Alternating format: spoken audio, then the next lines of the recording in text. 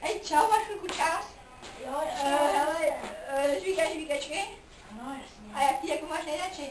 Tak orbitky, Winterfresh a tedy. A jako cítíš se, jako, že už jako potom bělejší zuby? Jo. Tak taky ukej.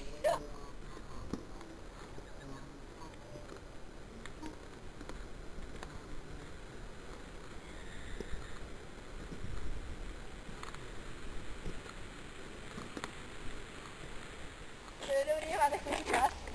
Jo. My děláme takovou anketu o Orbit. Kupujete si nějaký žvíkačky? No, co si koupil?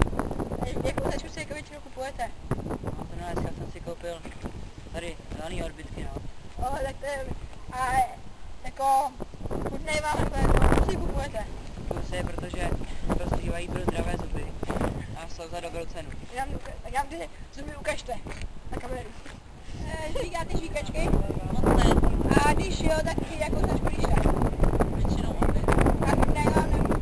No i A cítíte, že máte bělejší zuby po orbitkách? to teda nepozoruju, tolik to nevyžvíkám.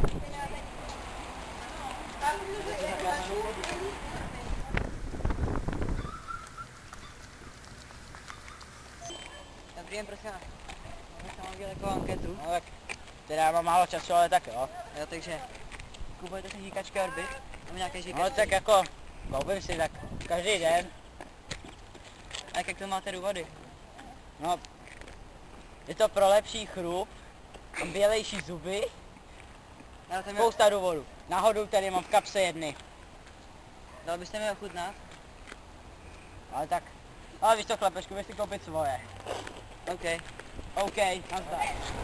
Dobrý den, žvíkáte žvíkačky? Ano, A jakou nejlepší značku? Orbit. Ano. A vy? Můžu se dát? Vy žvíkáte žvíkačky? Jo. A jakou značku? Orbit. A to je hezký obsáhlík se.